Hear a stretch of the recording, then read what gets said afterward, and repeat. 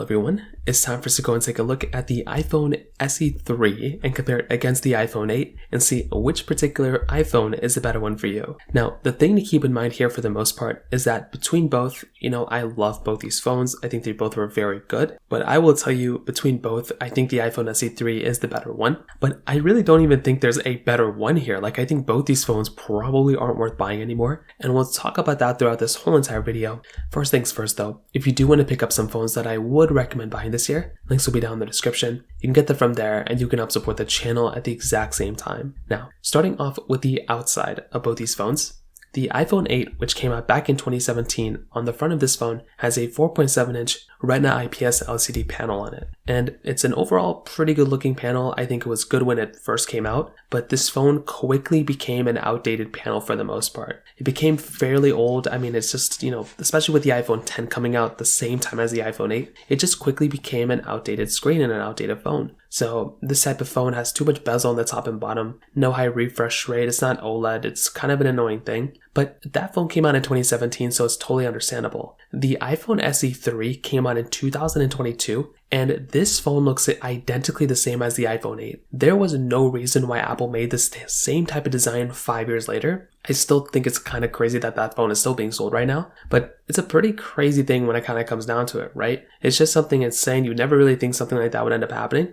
but that's exactly what ended up happening here. So that's just one thing to kind of keep in mind. It's not the biggest deal in the world, but the design of the iPhone SE3 is severely outdated. And I genuinely do feel like Apple could be giving us a better experience overall on that type of phone than the iPhone, than the iPhone SE3. So from that side, that kind of covers it up there as well. Now they both are giving you lightning ports at the bottom. So pretty much like the exact same thing when it comes down to there. You're both getting like curved sides on both, which is still very nice. On the back side, you're getting these standard glass backs, So still the standard glass backs are very nice. I like having that. And they're good little additions to these types of phones, which again is very nice to have. You're getting a single camera setup on the back side as well, which again is, okay. You're getting wireless charging. You're getting IP certification, and that's kind of it, right? There's not really too much else going on within these phones that I look at, and I'm like, oh wow, these phones hold up so well from that side. They're both fairly okay when it comes down to it, and it's just, again, one of those things to kind of keep in mind when you're getting these types of phones. So there's a lot of things that these phones,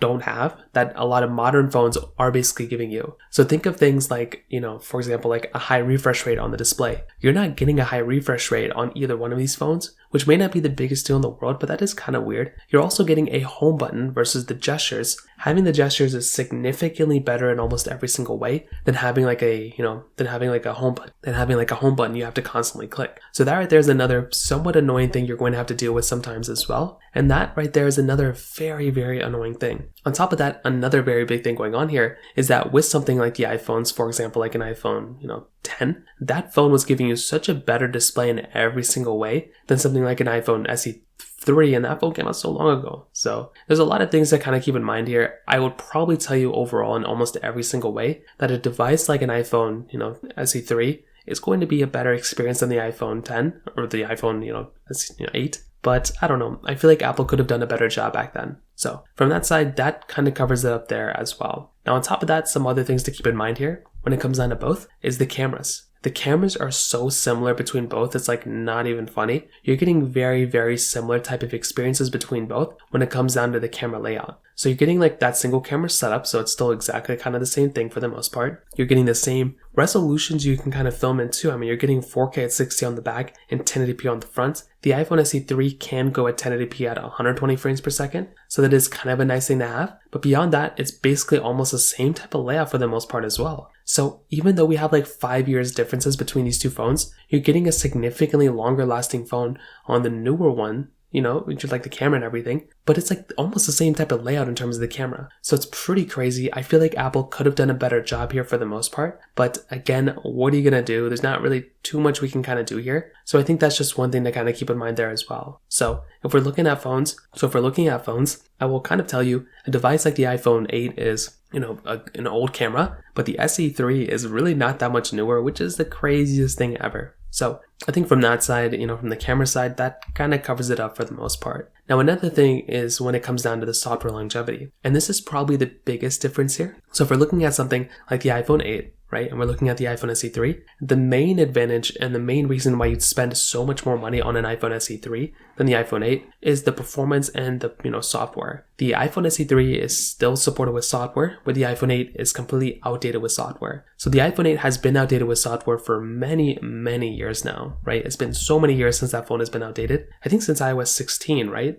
So it's been at least like 2 years, going on to 3 years next year. The iPhone SE3 is still supported with software, and it's still going to be supported with software for quite a bit of time. So as far as we know, that's kind of where we're at, and that is a really nice thing to basically have. Like, I like being able to have a phone like the iPhone SE3 and have it still supported with software and everything like that going forward. So I do like that. I do appreciate that so much within that type of phone. So I think that in and of itself is a very big thing to keep in mind. But I think with something like the iPhone 8, take it as you will, but it's just one of those devices that I look at, and I genuinely do feel like in some ways that it's just astonishing to me that that type of device is holding up like that compared to the iPhone SE3. Like, it's from a design perspective, they're the same, but software-wise, the iPhone SE3 is doing significantly better. From the performance, that pretty much locks it down there too. So with the iPhone SE3, you're getting the Apple A15 Bionic chip inside of it with 4GB of RAM. With the iPhone 8, you're getting the Apple A11 Bionic chip inside of it with 2GB of RAM. So that right there is another very big thing to keep in mind here, because on something like the iPhone 8, having a phone like the iPhone 8 that's going to be giving you an overall better experience like that is going to be a very important thing to have,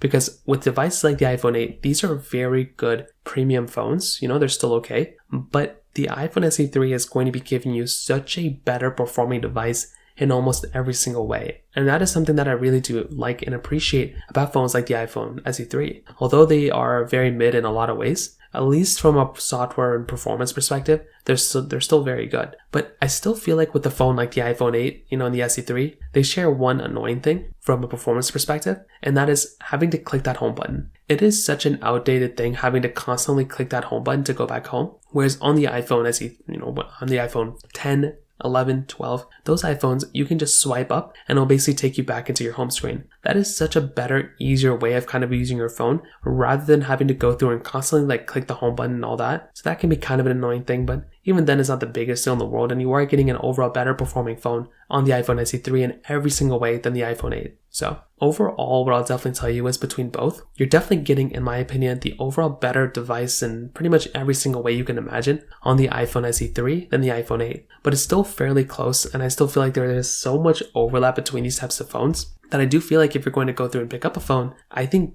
buying a phone like the iPhone SE3 might be the better way to go for some people. But even then, I wouldn't recommend it. I'd recommend just going up to something like an iPhone 12, iPhone 13, iPhone 14. Those phones are going to be giving you overall better experience than these things. So from that side, that kind of covers it up there for the most part. If you have any other thoughts or questions, please let me know in the comment section below. Hit the like button, that would mean so much, but definitely hit that subscribe button. More importantly than everything else, I love every single one of you guys. Hopefully I'll catch you guys in the next video. Peace out till then.